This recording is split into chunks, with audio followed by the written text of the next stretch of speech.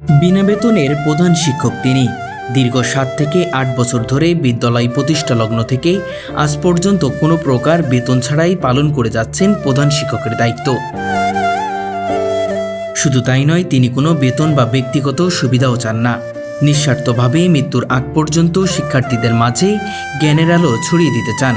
অবাস্তব বা কল্পনার বাহিরে হলেও এটা সত্য কথা যে স্কুল থেকে আসলে ব্যক্তিগতভাবে আমি কোনো ধরনের কোনো টাকা পয়সা কখনোই এ পর্যন্ত নেই নাই, এবং ভবিষ্যতে আমি যতদিন বেঁচে থাকবো আমার মনের প্রচেষ্টা থাকবে, আকুলতা থাকবে, আমি কখনো স্কুল থেকে কোনো ধরনের কোনো পেমেন্ট আসলে নিব না। শুনতে অবাক লাগলেও এটাই সত্যি। ঢাকা বিশ্ববিদ্যালয় থেকে ফার্স্ট ক্লাস সেকেন্ড হয়ে বিএসসি ও এমএসসি সম্পন্ন করেছেন তিনি। এরপর একই বিশ্ববিদ্যালয়ের শিক্ষা প্রশাসন বিভাগ থেকে অর্জন করেছেন এমএড ডিগ্রি। আমি ঢাকা বিশ্ববিদ্যালয় থেকে যখন মাস্টার্সে ফার্স্ট ক্লাস সেকেন্ড হলাম, এরপরে আমি এমএড করেছি। এমএড যখন করেছি সেখানে আমার সিজিপিএ 4/4 ছিল। এর মানে হচ্ছে ফার্স্ট ক্লাস ফার্স্ট বলা যায়। এত মেধাবী একজন মানুষ চাইলে খুব সহজেই বিসিএস ক্যাডার হতে পারতেন, দেশের বাইরে সেটেল হতে পারতেন, কিংবা বিলাসবহুল জীবনযাপন করতে পারতেন। কিন্তু তিনি বেছে নিয়েছেন সম্পূর্ণ ভিন্ন এক পথ, মানবতার পথ, শিক্ষার পথ। আমি একটা লাক্সারি জীবনযাপন করতে পারতাম, অতটুকু ফ্যাসিলিটিস আমার ছিল, সুযোগ সুবিধা ছিল, মেধা ছিল, সোশ্যাল স্ট্যাটাস ছিল, কিন্তু আমি সবগুলাকে ছেড়ে দিয়ে না, আমি বলবো উৎসর্গ করে আমি এই দেশ জাতি মানুষের কল্যাণের জন্য যে কথাগুলো বইপত্রে থাকে এটা আমি বাস্তবে পরিণত করার জন্য এখানে এসেছি। যে গ্রামের মানুষকে ভালোবেসে, এই ছোট ছোট শিশুগুলোকে ভালোবেসে। বলছি নোয়াখালী জেলার সোনাইমুড়ি উপজেলার চাষিরহাট নুরুল হক উচ্চ বিদ্যালয়ের প্রধান শিক্ষক রাশেদুল ইসলামের গল্প। একজন মানুষ যিনি নিজের অর্জিত সমস্ত জ্ঞান উৎসর্গ করেছেন প্রত্যন্ত গ্রামের সুবিধা বঞ্চিত শিক্ষার্থীদের জন্য। আমাদের প্রধান শিক্ষক কিন্তু আসলে ঢাকা বিশ্ববিদ্যালয়ের মতো বাংলাদেশের সবচেয়ে বড় বিদ্যাপীঠ থেকে ডিগ্রি নিয়ে এসেছেন। তার শিক্ষাগত যোগ্যতা কিন্তু আসলে অনেক বেশি। আর তিনি যে আসলে আমাদের এরকম ছোট্ট একটা গ্রামের শিক্ষকতা করছেন, এটা কিন্তু আসলেই অবাক করা ব্যাপার। আর তিনি কিন্তু আসলে আমাদের শুধুমাত্র একজন শিক্ষক না, তিনি একদম আমাদের পিতার মতো। ঢাকা শহরে বাড়ি, গাড়ি, জমি সবকিছু থাকার পরও তিনি ছেড়ে এসেছেন শহরের বিলাসিতা। বেছে নিয়েছেন গ্রামের মেঠোপথ, টিনের ছোট্ট স্কুল আর অসংখ্য স্বপ্নবৎ শিশুর মুখ। আমাদের যে প্রধান শিক্ষক অর্থাৎ হেড স্যার, ওনার হচ্ছে লাইফস্টাইল বা জীবনধারা একদমই সাধারণ। যেমন বাইরের যে স্কুলগুলো, এইগুলোতে দেখা যায় যে প্রত্যেকটা হেড টিচার ওনারা একটা ভাব থাকে ওনাদের। সো আমাদের যেই টিচার উনি হচ্ছে একদম মাটির সাথে মিশে যাওয়া মানুষ। একদম সাদামাটা জীবনযাপন করেন তিনি। নেই কোনো অহংকার, নেই কোনো দাম্ভিকতা কিংবা নিজেকে বড় করে দেখানোর প্রবণতা। তাকে দেখলে বোঝার উপায় নেই তিনি একটি উচ্চ বিদ্যালয়ের প্রধান শিক্ষক। তার চলাফেরা, কথা বলা ও আচরণ যেন বলে দেয় তিনি কতটা বিনয়ী একজন মানুষ। আমাদের ঢাকা শহরে বাড়ি আছে, আমাদের ফেনীতে বাড়ি আছে, আমার গ্রামের বাড়ি হচ্ছে ফেনীতে আমাদের দুটো বাড়ি আছে। আমাদের গাড়িও আছে, গাড়ি মেনটেন করে আমার বাবা করে, আমিও গাড়িতে চলাফেরা করেছি, গাড়ি মেনটেন করতাম। কিন্তু এগুলো আসলে একদম সত্য কথা, আমি আপনাকে বারবার বলেছি, মানুষের হৃদয়ের একটা আকুলতা থাকে, হৃদয়ের একটা চাহিদা থাকে। এগুলো আমাকে কখনো আকৃষ্ট করেনি, টানেনি। হ্যাঁ, টেনেছে হচ্ছে গ্রাম, টেনেছে হচ্ছে মাটি, মানুষ। কিন্তু আমার কাছে আপনি যে বললেন আমি মাথায় ছাতা নিয়ে মেঠো পথে হেঁটে এসেছি, এটাই আমার কাছে প্রিয়, এটাই আমার কাছে ভালো লাগে। আমি সাধারণ পোশাক পরি, সাধারণ জামা কাপড় পরে চলাফেরা করি। খুব বেশি ভালো জামা কাপড় পরে চলাফেরা করা বা খুব একটা বিলাসিতা, এটা আসলে আমার চরিত্রের মধ্যে এখন আর নাই। গ্রামের সাধারণ মানুষের মতোই খুব সহজ সরল জীবন তার, অথচ জ্ঞান, শিক্ষা ও মানসিকতায় তিনি অনন্য। সবচেয়ে সুন্দর বিষয় হলো তিনি শুধু একজন প্রধান শিক্ষক নন, শিক্ষার্থীদের কাছে তিনি একজন অভিভাবক, একজন বন্ধু, একজন আশ্রয়ের জায়গা। অন্য স্কুলে যে প্রধান শিক্ষক আসতে ভয় করে, আমাদের ভিতরে ওরকম কিছু নাই।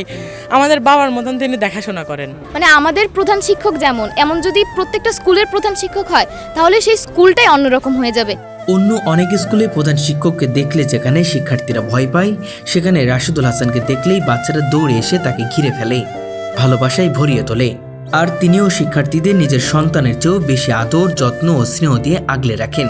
পদবীর দিক থেকে হয়তো আমি প্রধান শিক্ষক, কিন্তু আমি স্কুলে ঢোকার পরে কখনো আমার এই বাচ্চাগুলা এই জিনিসটা ফিল করে না যে আমি প্রধান শিক্ষক। আমি বারান্দা দিয়ে যখন হাঁটি তখন ভয়ে সবাই ভিতরে জুবুথুবু হয়ে ঢুকে যায়, অন্যান্য স্কুলে যেটা হয় এটা হয় না। আমি তাদের অনেক ক্লোজ, আমি তাদের অনেক কাছাকাছি যাই, তাদের সুবিধা অসুবিধাগুলো জানার চেষ্টা করি। তবে এই মহান মানুষটিরও একটি আক্ষেপ রয়েছে, তিনি নিজের জন্য সরকারের কাছে কোনো বেতন চান না। তিনি চান তার বিদ্যালয়ের শিক্ষার্থীরা আধুনিক শিক্ষার সুযোগ পাক। এজন্য প্রয়োজন একটি আধুনিক বিদ্যালয় ভবন। কারণ টিন ও ইটের তৈরি জীর্ণশীর্ণ ছোট্ট এই বিদ্যালয়ে বর্তমান সময়ে মানসম্মত শিক্ষা নিশ্চিত করা অত্যন্ত কঠিন হয়ে উঠেছে। আমাদের টিচারদের জন্য বেতন, আমাদের টিচারদের উন্নত জীবনযাপনের জন্য কোনো ধরনের কোনো হেল্প সাপোর্ট আমাদের প্রয়োজন নাই, এটা আমরা আশা করি না। গভর্নমেন্টের কাছে আমরা চাই গভর্নমেন্টের সুদূর প্রসারী নেতৃত্ব সৃষ্টি করার জন্য, বাংলাদেশকে লিড দেওয়ার জন্য, পুরো পৃথিবীর দরবারে বাংলাদেশকে টপ একটা সভ্য সুশিক্ষিত রাষ্ট্র হিসেবে পরিচিত করার জন্য যে শিক্ষার্থীগুলো প্রয়োজন, যে বাচ্চাগুলো প্রয়োজন, যে ভবিষ্যৎ প্রজন্ম প্রয়োজন, তাদেরকে প্রস্তুত করে দেওয়ার জন্য আমরা একঝাঁক নিবেদিত প্রাণকর্মী এখানে আছি। আমরা চাই তাদেরকে সাপোর্ট দেওয়ার জন্য কিছু এডুকেশনাল সাপোর্ট, সেটা হতে পারে আমাদের ভবনটা, ভবনটার জন্য যদি আমাদেরকে সাপোর্ট দেওয়া হয়, পর্যাপ্ত আলো বাতাসের ব্যবস্থা করার বড় বড় রুম যেখানে আমরা তাদেরকে নিয়ে বিভিন্ন ধরনের অ্যাক্টিভিটিস করতে পারবো, তাদের জন্য বিভিন্ন ধরনের এডুকেশনাল কিট ব্যবহার করতে পারবো। এই সবগুলো জিনিস যদি গভর্নমেন্টের পক্ষ থেকে সাপোর্ট পাওয়া যায়, এটা আমার জন্য এনাফ।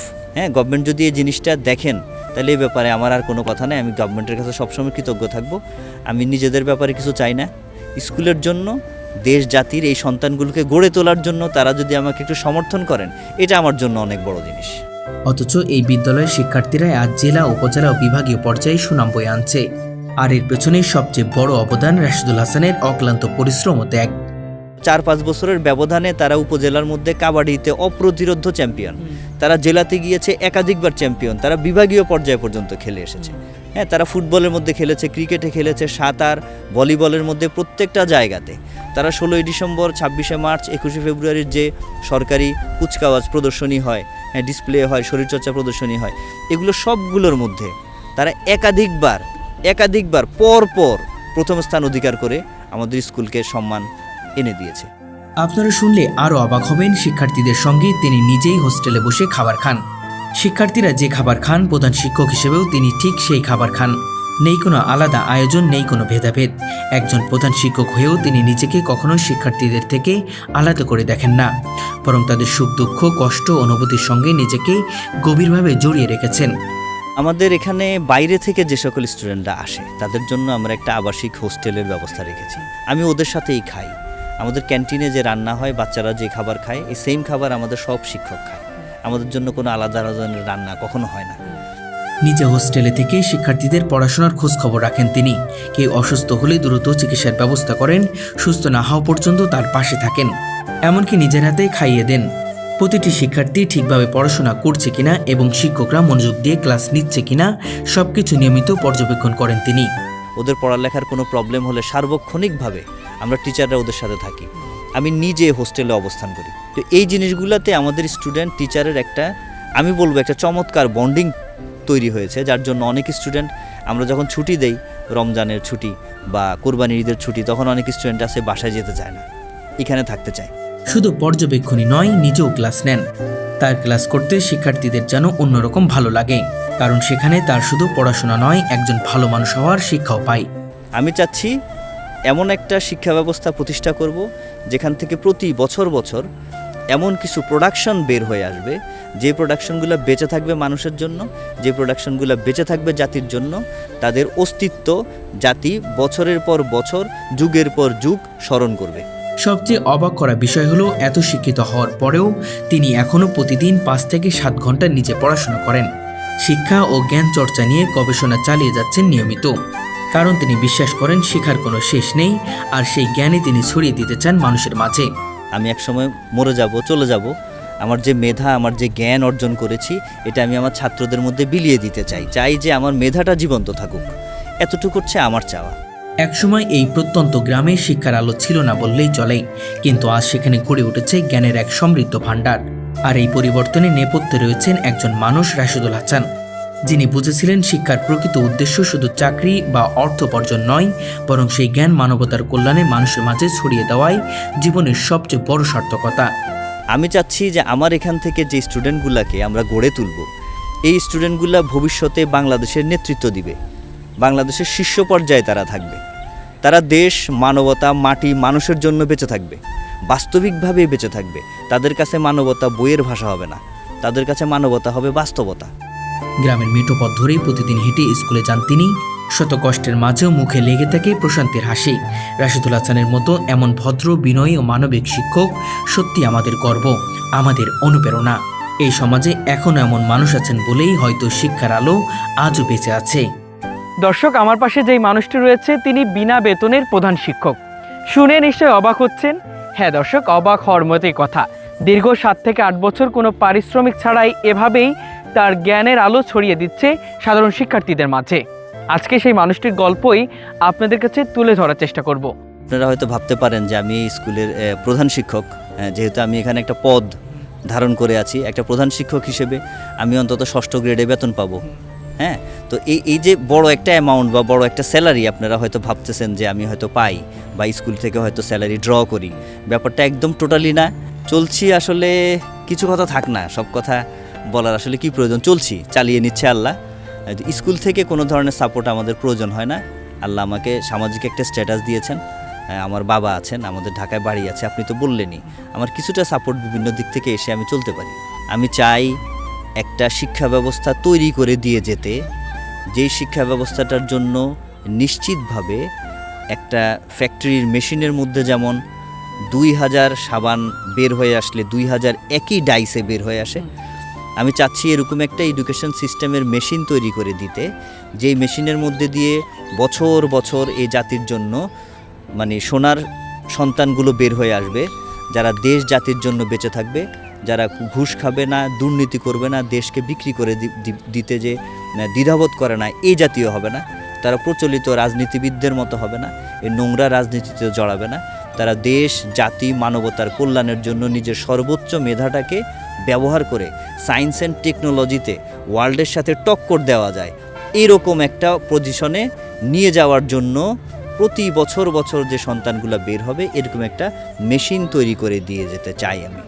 আলহামদুলিল্লাহ, আমি অত্যন্ত সুখী, আমি প্রশান্তি পাই, আমি অত্যন্ত সফল মনে করব সেই দিন নিজেকে, যেদিন আমার পরিকল্পনার এডুকেশন সিস্টেমটা জাতির মধ্যে বাস্তবায়ন করতে পারবো এবং জাতির মধ্যে আমার এই সন্তানগুলোকে আমি বড় বড় জায়গাতে দেখতে পারবো, সেদিন আমি সফল।